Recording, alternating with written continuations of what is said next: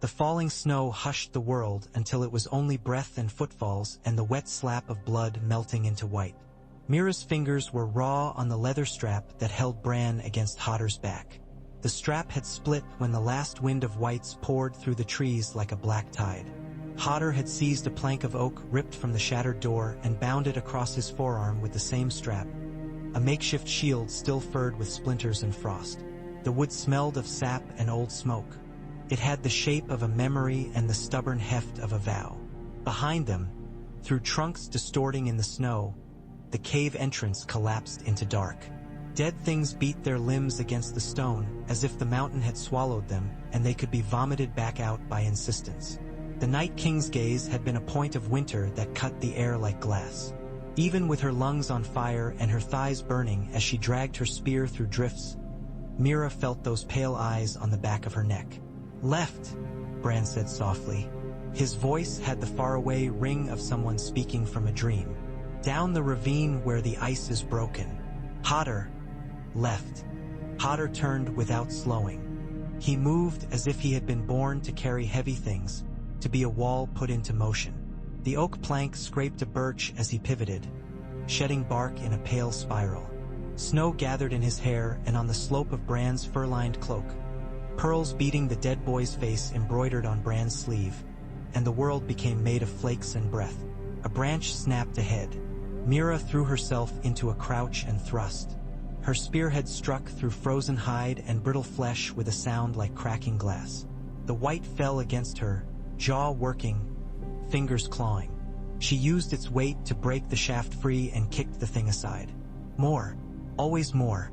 The white land birthed enemies like teeth erupting through gums. A raven screamed. Bran's head turned on Hodor's shoulder, and in the whirl of snow Mira saw a dozen black forms, wings beating against the storm, cresting the low ridge that hid their path. They circled once and dove like hurled stones, pecking, blinding, harrying, buying heartbeats. "Hodor," Hodor said, the word as much a breath as a thought, and then again like a drumbeat to pace the earth. He picked his way down the ravine, feet sure, weight careful, as if he felt the contours of ice like a blind man reading a carved tablet. The plank on his arm rang as a white threw itself from a rock above, and the nails bent and squealed but did not break. Hodor's other hand closed on the white spine. He lifted, the body writhing like a trapped eel, and dashed it against stone with a sound like a melon splitting. Bone broke in 3 places, but the jaw continued to work, so he broke the jaw, too, with the heel of his palm. "Hold there," Bran said, voice tight. "Hodor, there." Hodor braced himself against a sweating boulder and let Mira dart past to test the ice. The ravine's frozen stream had burst, then refrozen in layers. The top rung was brittle, the second slick. Mira's boots slid, but she kept her balance by a hair and waved them on. Hodor stepped exactly where she did. The plank thumped to steady him. When the ice cracked like snapping branches, his weight took it and then it did not give more. Behind them, the dead spilled into the ravine and found the brittle top rung in their haste. The ice shattered under their hunger. Some went down and did not rise. "Ravens," Bran whispered. "No, not those. They're mine." A whirring rush of night fell into the faces of the first 2 whites reaching the far lip. Talons tore frozen eyes. Blind, the dead tumbled into their fellows, and for a moment the ravine was confused with thrashing limbs. A rider came then, silent as a snowfall and twice as inevitable. The horse's breath steamed white. Its rider's face was a mask of blue-black skin stretched over bone, and a scarf of shadows wound about his mouth and nose. The eyes, though Mira knew those eyes and did not, they had the sadness of a story told too many times. "Benjen?" she called through numb lips. The rider raised his hand to show the fire swirling around it like a snake of orange pitch. He flung the burning chain. It looped the ravine's lip and dragged, hissing across ice. Flames spilled down in a curtain that stuck where it touched, a cruel honey that kissed and clung. The dead recoiled from it. Their hunger had no fear for pain, but fire snatched what animus they had and gave nothing back. "Across!" the rider cried. His voice cracked like an old hinge. "Now!" He leaned from the saddle and caught Mira's collar and hauled as if she were a sack of barley. When she would have protested, the horse's shoulder brushed her and she felt the trembling in the great muscles. A fatigue that could not be pushed much longer. "Hodor," Bran said, as if the word itself were a prayer. "Go, Hodor." With him. They went. The rider led by Engels Mira would not have chosen, skirting hollows that looked safe and ridges that looked impassable. Sometimes he paused to throw fire in arcs that sputtered and hissed on snow. Sometimes he whispered words that tasted of pine resin and smoke, and the dead lost them in the trees for a breath. They came at last to a place where black stone shouldered up from snow, the broken ribs of a watchtower that had not stood for centuries. The rider led his horse through a gap too narrow for that, yet it passed. Inside, the wind dulled. The snowflakes fell slower, as if even they must ask permission before they could touch the ground. Mira stumbled into the shelter and fell against a stone where moss grew in a trapped cradle of damp. She did not realize she had begun to cry until the tears stung her chapped cheeks and she tasted salt. No time. The rider swung down. His hair, under the hood, was streaked white as frost. "If you stay, they will gather again. The mark on the boy calls the am like a bell. The wall is 3 days if we make good speed." "Ben-Jen," Bran said. His tone, for all its distance, held a child's flush of hope. "Uncle, is it you? What of me remains?" Ben-Jen Stark said. He looked at Hodor with eyes that had wept and then frozen. "He lived." "Hodor," Hodor murmured. He crouched so Bran might see better over the curve of his shoulder, and for a heartbeat his gaze cleared as one sees a fish in a deep pool when the surface stills. Something like relief passed through the big man's features, and Mira saw a boy named Wylis who had run errands in Winterfell's courtyards with a basket strapped to his back and laughed when horses sneezed. Ben-Jen unwound a bundle from his saddle and placed it by the fire pit. A tangle of pitch-soaked bandage, a narrow blade of dragonglass set into a ram's horn handle, a small wooden bowl carved with leaves. "Eat," he said. "Sleep in turns. No dreams if you can help it." Bran's mouth quirked. "That's difficult." "I know," Ben-Jen said without looking at him, and something in his voice told Mira that the man had stood where Bran stood and found the air thin. Mira took the knife and handed it to Hodor. He looked at it, then at her as if to say, "I know the use." He slid the ram's horn through a loop in the leather binding his plank shield to his forearm. It sat there like a promise. When the fire flared, it smelled briefly of peat and old summers. Ben-Jen took no warmth from it, though his hands hovered near. He stared into the flames as if they were an old friend who had once refused him kindness. "Tomorrow," he said, "we will follow the Ghost River until it splits. We must cross in the old place under the stone with the hollow in it. After that, the land remembers paths the living have forgotten." Bran watched him. The Night King won't be fooled forever. No, Ben-Jen's eyes flicked up and to the door, where wind worried at the stones. He does not need to be. He only needs to break one old thing at a time. Mira slept in starts the way hunted things do. Once she woke to Hodor's breath like the bellows of a forge and found him sitting with Bran still tied to his back, the plank resting in his lap. He ran his hand over the wood as if smoothing a horse, following the grain with his palm. "Hodor," he whispered, not to her. His lips shaped other syllables that did not come. She sat up and rubbed the sleep from her eyes. "You should rest, Hodor." "Hodor," he said. But as his head turned, the light caught his features, and the man behind that single syllable looked back out. It was like watching the moon come free from behind cloud, there and gone in the same breath.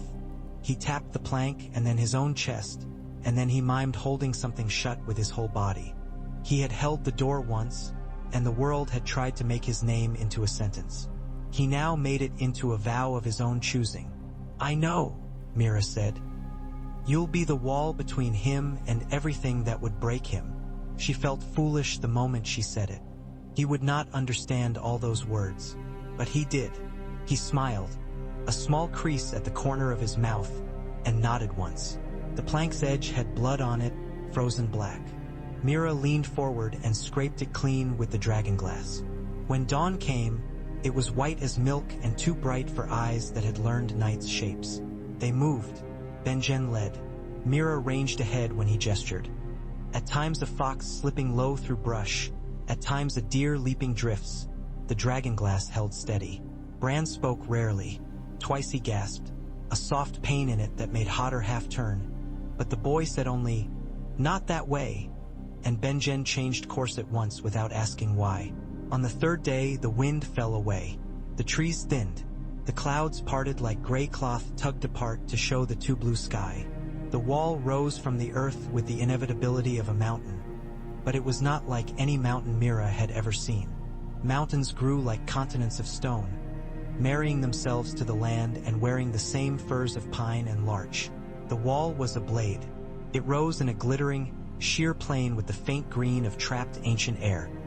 A cliff where no cliff should be, cleaving the world into the place where breath smoked and the place where breath did not need to. The sight of it made Mira's knees loosen. Hodor stopped and stood with his mouth half open, gazing, the snow melting slowly where his breath touched the ice. Bran tilted his head. His eyes were dark under their heavy brows. "It's holding more than the cold back." "Not for much longer," Benjen said softly. He did not say, "because of you." He had kindness enough for that. He did not lead them to the gate at Castle Black, where Black brothers might know Bran's face and know what to do with him. He took them instead along the wall's base, where firs leaned in, and the channel where spring meltwater ran gleamed like a mirror. He found the old stones that had the weathered look of forgotten work and pressed his hand to a block where lichen grew in a pattern like a map of rivers. The stone gave beneath his palm, groaning, and sank to reveal steps cut downwards, deep under the ice. "Not the way they will be watching," Benjen said. "Not the way for kings and ravens and whatever it is you are now, Bran." "What I am now," Bran said, and in his voice was both wonder and weariness, "is hungry." Mira laughed, though it came from exhaustion.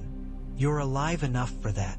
Hodor followed Benjen down, his bulk nearly filling the carved stairs. The entry was cut smooth, an old grace to its angles, and the air below was as pure as a winter morning. They came to a door that was not wood. It was a weirwood face set into the ice, the mouth closed, the eyes filmed with frost. Bran's breath quickened. He stared at the face, and the face seemed to stare back. Something like recognition moved between them and hung there, fragile as a spider's strand lit by. "Speak," Benjen said. "There are words for it, old as the root that drinks the sky." Bran lifted his chin. His lips were pale but steady. He spoke in a voice that was not a child's nor an old man's, but both together, the way wind in leaves sounds older than the tree. He called himself by names the North had used before there were names.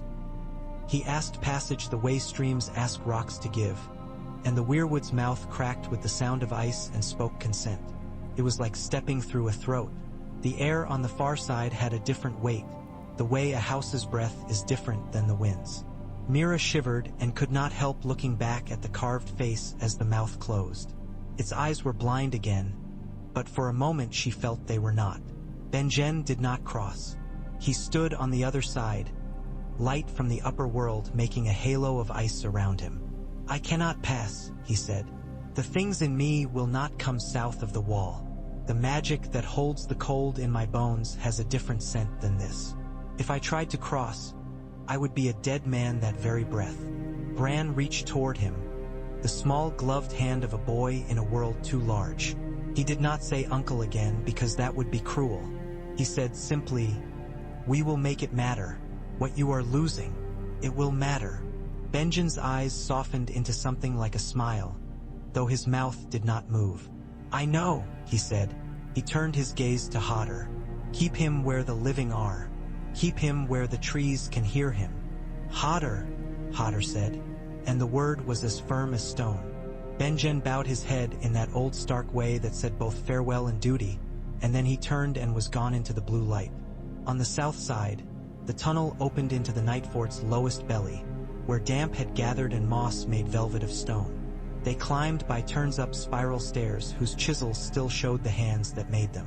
A bat skittered from a crack and drifted past Mira's ear, soft as a whisper. At the top, the ruin of the hall opened under a crusted sky. Snow had found its way down through the broken roof in long peels that looked like tongues. The place smelled like old dust and the lightless days of winter when people huddle and tell stories. The road to Castle Black was a road by name alone, filled with drifts and hummocked with old prints. When they reached the gate, a rangy man with a long, miserable face peered from the top of the wall and swore softly. 7 bloody hells scrubbed with vinegar, he said. What's blown in on the wind this time? Dolorous Ed, Mira called. We need shelter, and someone you know. The man blinked. That would depend on whether the someone is still breathing or useful or both. His gaze found Bran then and stopped. The glumness peeled away to show a guarded joy. You've grown since we sent you north for a summer holiday. Can you lower the bloody gate? Mira snapped, sudden tears rising. Exhaustion had sharpened her into a knife. We've had a long walk, right? Ed said. Because it's not as if we've been busy making sure the world doesn't end. He vanished from view, and after a time the gate juddered up. Chains rattled, ropes creaked, and a smell of old oil washed out. They crossed the yard slow as old men. Hodor kept his head down and his plank up, a habit now. Men turned to stare. Some made the sign the Southrons used for warding, 2 fingers and a thumb. It was not mockery. It was fear riding with reverence. Inside the mess hall, heat washed over them like a betrayal. It smelled of stew and bodies and damp wool. Ed found furs and a place near the end of the long table. We're thin as cat soup, but you'll eat, he said. John's gone south to stir up a hornet's nest called the North. You might have heard of it. Sansa went with him. I suppose now you'll tell me the worst story I've ever heard, and I'll nod and pour you stale ale as if that fixes anything. The worst story, Bran said calmly, is still being written. Ed scratched under his beard. Oh, good, he said. I was worried things might improve. They ate. Mira's jaw ached from chewing, and she didn't care. Old men with scarred hands pretended not to gawk at the great simpleton with the plank strapped to his arm, until Hodor lifted his spoon with surprising grace and handed it back to Bran after each swallow, and they understood he was not simple in the way they thought. He had chosen a place to stand and would not move. When at last Mira slept, she slept truly, the kind that does not dream. In the morning, she and Hodor woke to Bran already awake and watching the rafters as if they moved. He touched the scar on his arm, the one that burned when the Night King looked at him even from far away. I can see many paths, Bran said. None of them is a way around. All of them go through. Through what? Ed asked, dragging a bench with a screech. Winter, Bran said. He lifted his gaze to Hodor, and there was a nobility in the boy's thin face that had not been there before. For a time, he said, and this only Hodor understood. I'll need you to be where I am not. Hodor's brow knit. The plank creaked under his hand as he tightened his grip. Bran laid his palm on the wood. For a heartbeat, Mira felt the hairs rise on her arms as if wind had passed through the room without touching the fire. In me there are halls, Bran said. Some doors are open. Some have never been touched. Once, I broke a boy whose only sin was being loyal to me. I won't break you that way, but there are ways to lean on doors without breaking them. Will you let me lean when I need it? Hodor, Hodor said softly. Mira did not know if that meant yes or only his name. Bran did. They did not linger. Castle Black was a hinge, a place between, and hinges are not for living at. Ed argued with Bran in soft, long sentences that used words like garrison and oaths and commitments, and Bran listened and thanked him in toll. Him in a voice that had grown even while he spoke that the living would need every man south, sooner than they wanted, in places where old roots drank deep and old stones remembered. You'll have friends in the wild, he said to Ed. Save them when you can. Teach them to use fire with patience. Keep them from drinking fear. Ed sighed and put his head down on the table and said, muffled, that he missed sweeping because brooms were honest. Mira packed, unwrapped and rewrapped the bundle of dragonglass and the dried meat they were given. Checked the straps twice. Hodor found old iron hoops, hammered and cracked. in the blacksmith's pile and pressed them around the plank with the heel of his hand until the wood sprang firm with each ring. A boy in black brought him a length of chain and a hook, and Hodor fastened them about his wrist the way a knight might a rich cuff. The plank began to look less like a piece of a broken door and more like a devised instrument. Not a shield only, but a sign. They took the road south. Crows followed them for a time, then fell away, cawing. The world away from the wall had a blackness to its soil that gladdened Mira's eyes. She did not trust the relief, but she let it have her anyway. There was a taste to the air that had not been there in the haunted forest, a hint of wet iron and the promise of thaw. Branches above them creaked in a voice she knew well from the neck. Willow and ash and oak whispering to one another like old women. Mira would have gone home then if she could have. Her father's hall was walled with reeds and pride. She had left her mother's hands to draw Jojen's last heat away with pillows full of salt grass, and she had not kept her brother alive. She knew duty from the words the Cranagmen tattooed under the skin of stories. She would have gone home and kneeled in the mud and asked the mud to forgive her. But Bran could no more go one way without her than she could go without him. And so her duty stood up, took her by the shoulders, and turned her feet the other way. They reached the King's Road in 5 days and 4 nights. The stones had the worn familiarity of a path that had known more feet than it should, and the ruts where cartwheels had passed were rutted again. Mira felt exposed there, so they left it for deer tracks where they could, the plank on Hodor's arm catching the eye of every passing crow and deer alike.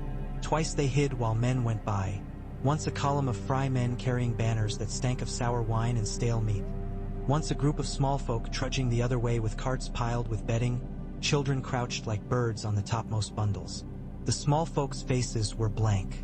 Hodor watched them until they were small shapes against the hedges. He looked at Bran then, as if the boy could say why there were always people going somewhere else to not be where the trouble was. "Winterfell," Bran said. His voice had the pull of current. "Home. We'll go home and plant our feet and let the storm break over us there." "Your sister Sansa is there," Mira said, because sometimes the human names helped. "And Jon. And ghosts," Bran added without heat. "But the North knows what to do with those." The first thing Winterfell gave them was smoke. It rose low and blue from repaired roofs and from the smithy. It coiled from kitchens and from the bathhouse, and from the small sheds where innards met knives. The second thing it gave them was sound, not the courtly noise of hawkers and trumpets Mira had heard once at White Harbor, but the daily grunt and skirl of mending things, the thud of hammers on horseshoes and the rhythm of looms and the scrape of brooms on stone. The third thing was a smell she had never thought to praise until she had lost everything else. Bread. They stood in the gate's shadow and looked, and for a moment Mira remembered how she had felt the first time she had walked into the cave of the three-eyed raven and understood that the world had larger bones under the skin than she had thought. Winterfell had the same sense of being a living thing too old to die, Foxweary and Thickford. It had survived rams and fires and false lords. It would survive this if anything could. The men at the gate lowered their spears when they saw Bran. One of them ran so fast he nearly went headlong down the steps. Sansa came with measured steps that broke into a trot as she drew near, then slowed again because she was a lady and no one had taught her what to do when the person she loved was also a miracle that frightened her. She went to Bran and cupped his cheek in her hand and did not cry, because she had learned not to where people could see.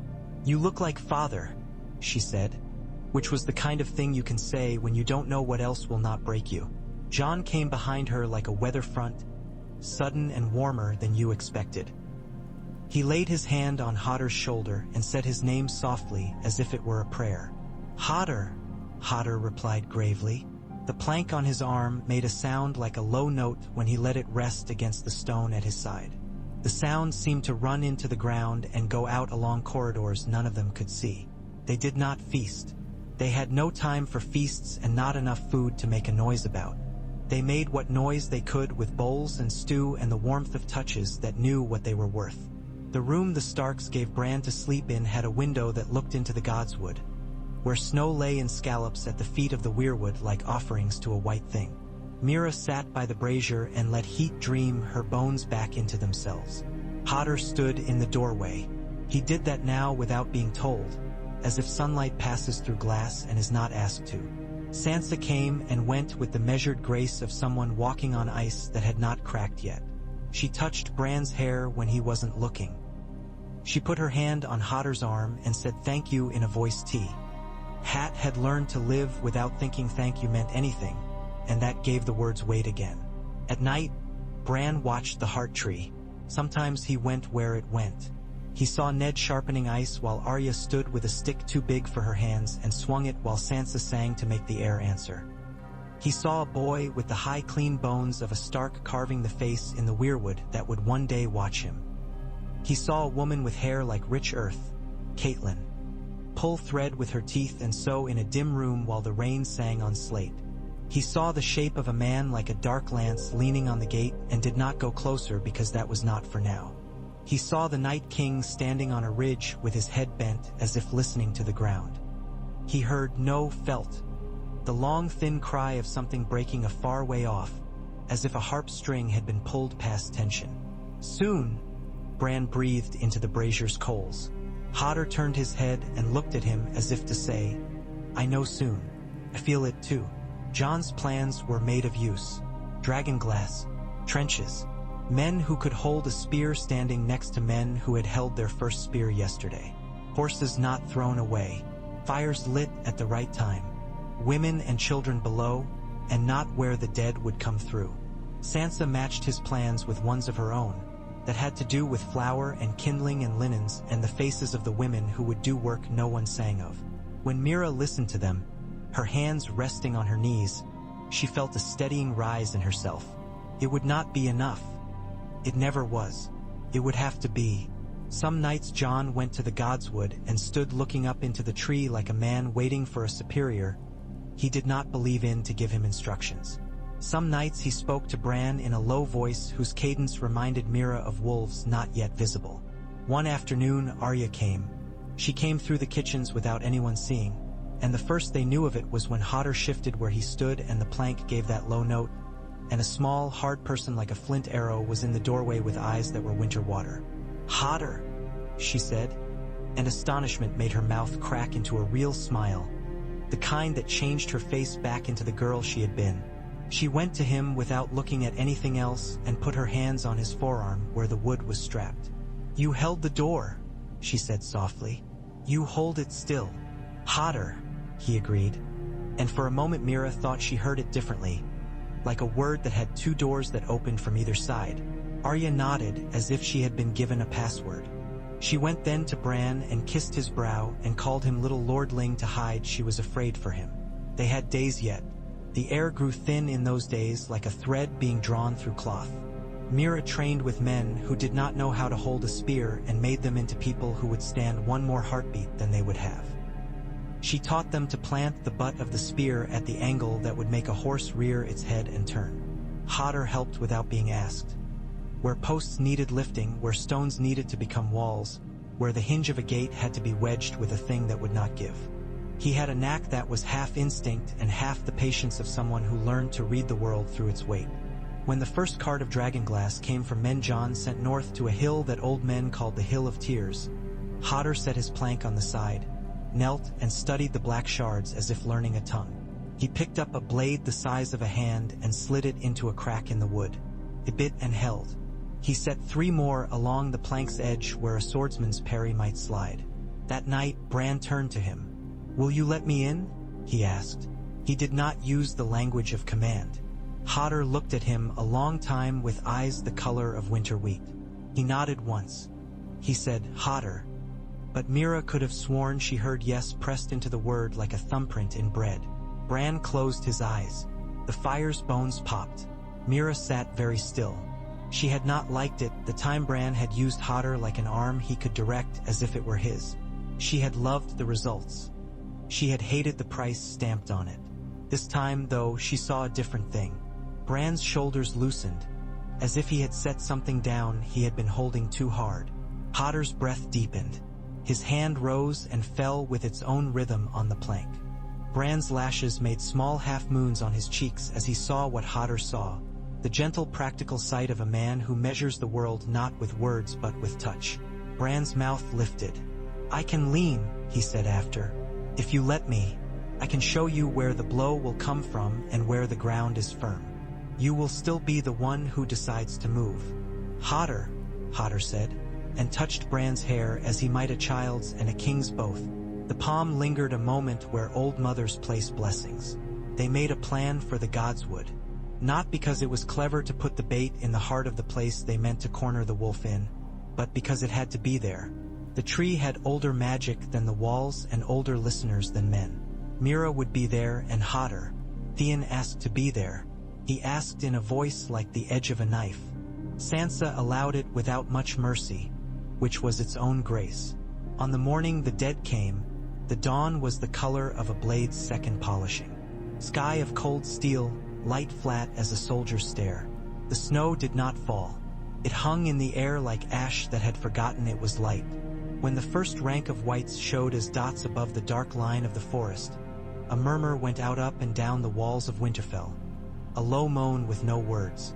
Hodor stood with his plank against his forearm as if he had grown with it. Mira's hands were dry and warm. It was only later she would notice she had cut her palm on the dragonglass and not felt it. He living waited. Jon's voice had gone along the walls in soft tones that bent men's heads toward him without them knowing why. Sansa had gone through the cells of the keeps and the kitchens and had told babies not to cry, and when they did anyway she held them and nodded to women who thought they could not stand and found they could. Arya stood on the keep like a shadow that had plans. Bran sat beneath the heart tree in his chair. The roots came up through the ground like pale knuckles as if the earth were making a fist. They held the line too long for most stories. Fire lived where it was meant to, not like a tantrum but like a craft. Horses moved when a mouth clicked and stopped when a hand loosed the curb. Giants, there were two, rushed the trenches and were met by a cordon of arrows that flowered in their eyes and brought them to their knees like great trees. A white walker on a roan of sea salt mane rode into the first rank and unseamed 5 men with a sweep. Theon's bow sang and the walker shattered, blue glass falling into the mud with the clean sound of winter. Men cheered without knowing, and the cheer put life back into their bones. The pressure built. It always does. Fire gutters. Men tire before the dead do. The first breach opened where the western wall meets the old armory, and a river of whites poured through like mice through a slab door. Hodor moved then. Mira had been waiting for it. The moment when he would become not a man holding a plank but a plank holding a man. He slid between 2 ranks the way water finds the flaws in a dam, and his plank rang with steel on it, a sound like a bell rung too hard. He took a blow meant for a boy who had barely a beard. The plank's iron hoop bent and cut Hodor's arm. He did not look. He pushed with the weight of a door that has decided it will not open. Whites broke against him like a wave against the prow of a ship. He moved with Bran sitting under the tree scene in his mind. Bran leaned inside him like a wind moving through a house, showing the next angle before the next blow came. Hodor's hand found the crack at a wrist bone and closed. A dead thing dropped its blade. His boot slid under an ankle. He put his weight and wrenched. A spine came apart with a wet tearing. The dragonglass set into the plank's edge opened a throat and the head kept biting until Mira's spear prized the jaw away. "Hodor," he said then, and it sounded like a word you would shout across a river to someone who could pull you out. By the time the Night King stepped into the Godswood, the world was made of breaths and the steady noise of war, which is like storm surf when it goes on a long time. He came without hurry, his retinue of walkers around him like a set of cold statues that moved when he did. The air shrank from his presence, drew taut like hide on a drum. Frost formed in a skin on the pool by the tree. The leaves of the weirwood rattled as if uneasy. Bran watched him, eyes dark and far off. Theon stood with his bow, the quiver empty and his left arm bleeding where a spear haft had taken him. Mira counted the men left to them. Herself, Theon, a lad of 15 with a mouth too soft for this, and Hodor. The plan had strings on it yet. Arya was an absence that made meaning.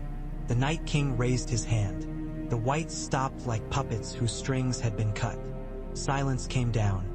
A silence so pure Mira could hear the tiny clicking of ice forming on the rim of her own cup on a table in some other life. He was so close now she could make out the small cracks at the corners of his mouth, finer than hair, as if he were a sculpture the world had struck with rings. Hodor stepped forward. He did not look heroic. He looked like a man who was going to stand in a door. He raised the plank, and the low note it made, Mira had thought before it was only wood and iron, but it deepened now. The sound went down through the roots. The tree listened. The Night King dismissed him with a glance. It was too easy to think of Hodor as nothing, as a furniture that cannot deflect a knife. He dipped his chin at Hodor as if to say later. He lifted his hand toward Bran. Hodor moved. The dragonglass set into his plank edge caught the light of no sun. He took the blow of a spear that would have taken Bran's throat and turned it. The spearhead scraped along the dragonglass in a scream of tearing light and went wide. Hodor felt it in his shoulder without pain. He stepped inside the second spear and used his arm like a lever and a hinge all at once, and the walker attached to the spear flew into the tree trunk with a crack and shattered into a rain of ice. The Night King looked at him now, truly. He saw that while Hodor was simple, he was one of those men simple as a river is, inevitably forward, cutting its bed by force of distance and persistence and not by clever angles. The Night King took a step and another. The last of the walkers made a ring. Theon drew the last arrow from nowhere, a trick of a thief's hand, and set it to string. "Go," Bran said. He leaned toward Hodor in that inside way they had made. "Go, Wylus." The name was a stone dropped down a well. It fell and then struck, and the sound of the strike ran up the shaft and into the air. Hodor's eyes opened. Wylus looked out. He saw the Night King. He saw the boy at the root of the tree.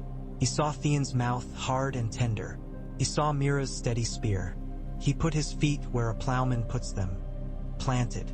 Arya came like winter, which is to say like a change very few believed in until it was already in their lungs. She struck from a place that made no sense, from a bough no heavier than a bird's shadow, and the Night King felt the tremor of a future snapping. He turned, impossibly quick, and the blue dagger caught her, and missed, because a piece of wood did what it had been made to do. Hodor's plank took the dagger's kiss. The dragonglass and the ancient cold met and shrieked and tore sparks of hoarfrost. The knife skated. Arya's hand did the thing taught to her by a man with no face, and by a woman who had worn one that wasn't hers, and by a father who had told her to look and then to look again.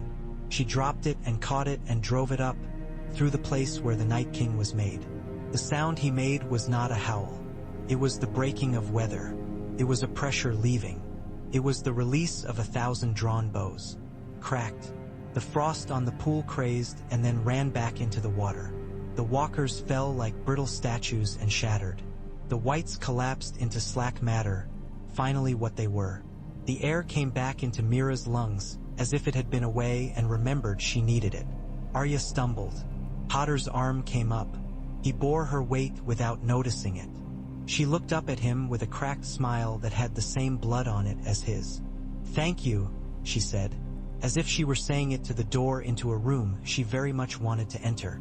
"Hodor," he said. The plank smoked where the blue knife had kissed it. He patted it like a horse who has taken a hard jump. In the hours after, the sound that filled Winterfell was not cheering. It was work. The living sorted themselves back into being alive. They poured water. They bound wounds. They sat down and shook and then stood again and did something else. Sansa walked among the women and counted aloud so that those who had lost can count with her. Jon leaned his head against a post and was very still and then went to find Davos to make lists. Mira found Jory's cousin, whose name she had not bothered to learn and now would, and taught him how to take a spear from someone who would not be using it again and not cry while he did. Bran sat under the tree until the blood at the root had washed away into the pool.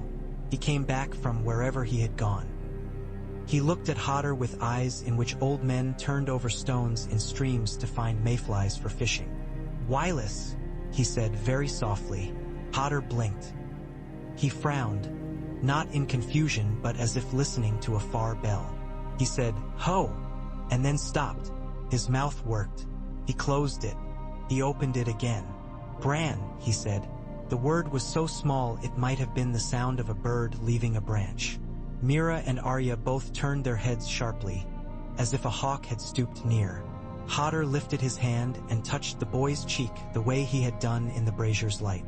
He said, "Home." Bran did not smile. He did something older. He bowed his head as if receiving a sword on his shoulder and closed his eyes. When he opened them again, he was here. He was not in the past where his father cut men's heads off with a sword whose name mattered, or in the cold far north where pale eyes waited. He was here in Winterfell with his sister and Jon and a giant of a man with a door on his arm. The days after the battle were filled with breaking and making at the same time. The pieces left when a great thing shatters are sharp. Children cut themselves on them. Women pick them up and bleed and continue to pick them up. Men sit down on stones with blood on their boots and think of where they will plant barley in spring if there is a spring. Winterfell bent its back to this labor and did not complain. News came and went like crows that had gotten the knack of doors. The dead did not rise in the bar Rolands. The weirwoods did not bleed in the Fever River glade. In White Harbor, the sea did not freeze in the harbor mouth. Far off, someone said a dragon had flown over the Trident, and then someone else said it was only a fever story. Jon listened to each piece as if it were a plank in a floor he was walking across, testing where the rot had taken hold and where it still would bear weight. Sansa sat with Bran and made that quiet talk siblings make when they have had different storms. She asked him, the way you ask someone to whom you cannot offer normal comforts, if he wanted a new chair. He told her, in a voice that made the small hairs on Mira's arms lift, where the builders ought to take the wood from and where to set its whittled ends so that the grain would not lift under damp. He told her which rooms had kept warmth best when the Boltons had set fires to make smoke and fear. He told her where old Nan had dropped a needle once and he had watched it roll under a chest. He used the present tense, and Sansa went to the chest and pulled it out and the needle was still there, black with age, and she laughed the laugh of someone gifted a small coin and for a breath it was better than gold. Hodor became the thing people did not have a word for yet. They called him Hodor because that worked, but when they said it now they meant more. Children looked for him in the yards and reached for his hand to see if it would be as big as they had been told. Old women asked him to lift a basket to a shelf and touched the plank with their fingers to borrow courage from its warmth. Men bracing a beam looked for him without asking if he would come. He came. There is a gravity to people who decide to be a door. He gathered small tasks like leaves gathering in an eddy. Mira watched him and learned his language better. It was made of glances and the way his weight shifted and where his eyes went when someone said a certain name. He could say 3 words with his mouth when he tried and 50 with his hands. Wylis moved under the surface like a fish that has found a pool deep enough to live in. Sometimes he broke water. He said Bran once more. He said home 3 times, not in a row, and each time he looked at the godswood when he did. No one pressed him for more. It is ungracious to demand of a man the very thing he is building inside himself. Bran's work grew. He went in and out of the roots like wind. He could not be only boy and no one asked him to, but he anchored himself to hear. He ate bread you could tear with fingers. He slept by the fire when Hodor slept by the door. He looked at Sansa's lists and nodded in. Dee told her where 2 loaves together would mold and 3 alone would not, because air is a thing and must be given room to lie down. He told Jon where to send men to find someone who wanted to be found and how to not walk into the net they had laid for themselves in their eagerness to make victories. There was one more door he had to hold. He knew it in his bones the way wargs know when a wolf is too old to hold the pack and a new one must be fought. He went to the heart tree and placed his palm against its cold skin. He asked it permission as a son asks a mother who is older than him and younger too, depending on the rhythm of seasons. Wylis was broken because I needed a door held before it happened, he said. I won't break him again, but there is a splinter in him that belongs to that day and to me. I would take it out if he lets me. The tree listened. The wind made a sound like breath in a flute. He found Hodor in the yard where the stones stayed warm longest. Children were playing a game with hoops and sticks. Arya stood in the shadow of the armory watching the way a cat watches a mouse that has ideas about dark corners. Hodor was teaching a little girl how to lean a post up against a wall without letting it slide. He showed her with his hand and then let her do it and smiled when she found the spot where the post felt like it had decided to stand by itself. Hodor, Bran said. He wheeled closer. Hodor looked down and his eyes opened into Wireless before he could stop them. Bran saw the boy who had laughed at Horse's sneezing. He held that boy in his gaze so carefully it was like holding a sparrow fallen from a nest and not breaking it by kindness. I have something that belongs to you, Bran said. I think. You can leave it with me if you want. Or you can take it now. Hodor blinked slowly. He crouched without thinking of his knees. His face was so close to Bran's that Mira saw the white bristles at his jaw and the fine scars over his brow where he had walked into the edges of living too tall. Hodor, he offered, because at the end of each long speech stands a word that means do you understand? Bran let his eyes half close. He only leaned. He showed Hodor a thing. A door that was more idea than wood, and the wind that had tried to worry it from the hinges, and the giant boy holding it with his body. He did not bring the scream that had broken out of the boy's mouth. He did not bring the terror or the ripped futures. He brought only the knowledge. You did that. You held the world in place while I went through. You were always a keeper and would have been even if I had never touched you. Will you take that knowing back? Hodor breathed out. The breath left him shuddering. He closed his eyes. He made a sound that was not his word and not a sob. He put his forehead against Bran's, and they stayed that way for the length of time it takes a kettle to just begin to whisper on the fire. When he opened his eyes again, the corner of his mouth was lifted. Hold, he said. Then very carefully, his mouth shaping around the remembered shape. I hold. The children had stopped their hoop game. They watched the grown men kneeling and did not know why their skin prickled, as if they had been told a story without words. Arya, from her shadow, let her mouth relax. Spring comes late to the north and sometimes not at all. That year, it came like a man who has been lost and finds his own house by accident, haltingly and with embarrassment. And then once he is in the doorway, he remembers where the mugs are kept. The cruelest cold broke. The weirwood's red grew bright as a cut. The wolves came down from the hills and roamed close, bold. People counted plantings. Women unclenched their hands. Jon and Sansa sent men with plows and men with swords where they were needed. And they learned that you cannot do only one kind of work in a world that must be remade. Bran did not become a lord in the way people expect with rings and crowns and songs. He sat beneath the tree and listened and answered when the land asked questions. He sent ravens to unlucky places at lucky times. He said no to men who wanted to push for battle because battles make songs, and yes to women who asked for oxen because oxen make bread. He learned to be a knife that cuts hard things apart from each other and a thread that binds soft things together. He was the three-eyed raven, not like a shadow drawn across a field, but like rain that sees both the seeds and the stones. Hodor took his plank to a smith whose hands were not noble but knew work. The man ran his fingers over the wood and nodded and did not offer to give him a real shield. He set studs along the rim where Wireless pointed. He added a boss not of iron but of oak heartwood anointed with tree sap and oil until it gleamed. He traced a line along which the grain ran and burned into it, with a hot rod, the rough shape of a door latch. When the work was done, Hodor ran his hand along it and smiled. In years to come, men would say there had been a knight with a door for a shield, and they would laugh because it was a neat image. They would not know it was exactly true, and that truth was heavier than their neatness. Sometimes, in the long years after, men would come to Winterfell to test their hearts against charity or their swords against walls. They would leave having found the second harder than the first. They would speak of the boy who saw too much and the woman who did not let houses lean and the bastard who was not and the girl whose eyes were knives. They would always, if they were the kind who look when walking, mention a man with a door on his arm who stood where he was needed at exactly the right time. They would not remember what he said. That too was right. In the quiet afternoons, Mira would sit by the pool and drop a leaf into it and watch the circles the leaf made, pressing outward until they were too thin to see, and she would think of Jojen and tea. He dead who had not remained in the world, and give thanks and grief in the same breath. Hodor would sit on the stone steps nearby. He would watch the children making themselves into thin, fierce things, and he would say, when the mood took him, home. Sometimes he would say, Bran. Once he said Mira.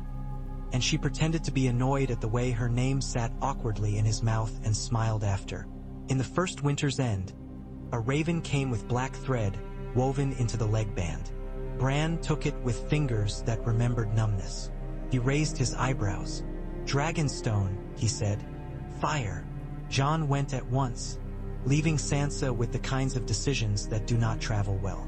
Arya watched him go with a mouth that did not speak. Mira watched Sansa walk away with her lists. Hodor found the caster of shades where doorways needed watching. He found them and stood. When he did not know what else to do, he stood at the hinge. On a spring morn in the far future, which was in other ways the same as that day, a woman with a streak of white in her hair walked into the gods with leading a child by the hand. The child's face had that stark look in it of simplicity that is deeper than most people know. "Who is that?" the child asked, pointing to the man with the door on his arm who was helping a lad set a beam straight.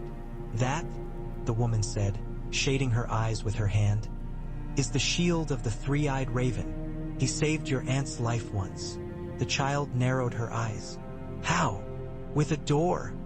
the woman said, as if that explained everything. "He stood where standing mattered. He always does." Hodor looked up as if he had heard his name on a wind.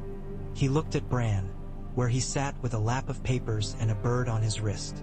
Their eyes met and held, as if there were still a thin green cord between them that could hum when the other plucked it. Hodor lifted his hand. Bran lifted his. For a moment, the old cold moved through them both in the shape of a memory. It was not cruel now. It was exact. "Home," Hodor said, as if renewing a vow rather than repeating a word. Bran nodded. He turned his head and said something to the boy next to him about the way roots break stone very slowly if the stone thinks too much of itself, and the boy furrowed his brow and tried to look as if he understood. Hodor went back to his beam. The day moved on in the honest way days move, full of spills and mending and uncomplicated laughter. When people wrote the chronicles of those years, they gave clear names to things that had not had clear names at the time. The long night, the breaking of the cold, the reunion of dragons and wolves. Kings were made in those pages and deeds were polished until they matched the taste of the men writing them. But in the scratched margins of ledgers kept by women who counted flour, and in the songs children made for jumping games when the adults weren't listening, there was a different story.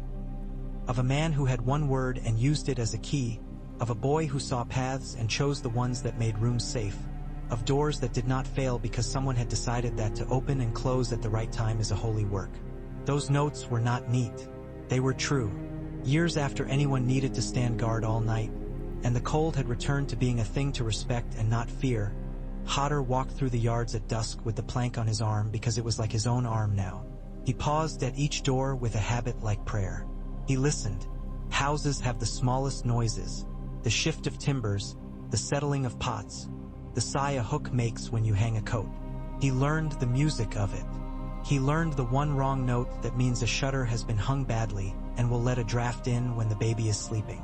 He fixed such things. He gave mothers and men a rest. He did not ask permission. People learned to leave a slice of bread or a cup by the threshold not from superstition but because they had watched the man with the door pass and wanted to put something in the path of blessing. Once, a stranger came and thought to test the man who did not talk. The stranger had eaten hunger and learned to chew with it. He pushed Hodor's shoulder with his fingers and found himself looking up from stone at a sky amazingly wide. He stood and laughed and wiped blood from his mouth.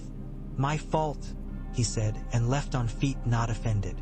He did not come back by choice. He came later because his road led him here, and when it did, Hodor was at the gate and lifted it so the stranger could pass, and the stranger felt something old and clean go through him and straightened his back without knowing why. In the late of a long summer after too many winters, when the harvest was already almost too much to carry, Bran lay on a bench under the tree with a book on his chest. He watched air move. He watched a spider. He did not watch the past or the far future because sometimes men with too much sight must practice looking at what is right there. Hodor stood with his back to the post where children tied ribbons in games. Mira came and sat and leaned her spear within reach because she did not know how not to.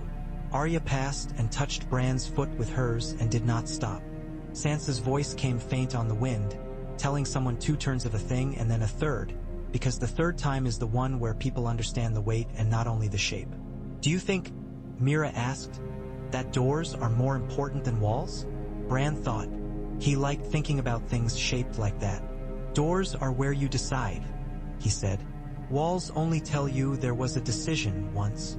Hodor grunted in his chest the way a man does when someone has said something that warms a place under his ribs. He looked down at his plank and stroked the burned line where the latch was.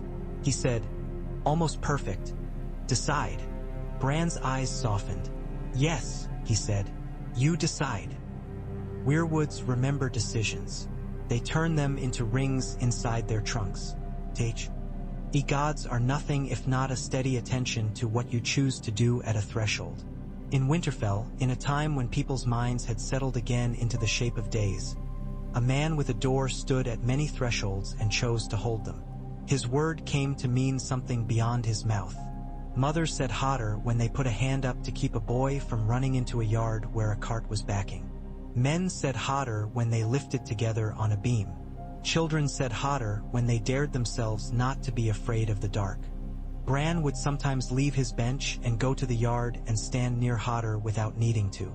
Hodor would sometimes come to the Godswood and stand near Bran without purpose. The cord between them, green and old, hummed just enough to make the air full. They did not speak more than it served. The silence between them was a room with good light. If you had walked past and heard nothing, you would have misjudged. The work was there. The decision had been made. A boy who had once split a life in a vision had learned to set broken things so they would knit. A man whose name had been made into a command by another's necessity had taken it back and made it his vow. The world turned under them, sometimes with a groan, sometimes with a purr. They held where it made sense to hold, and everywhere else they opened.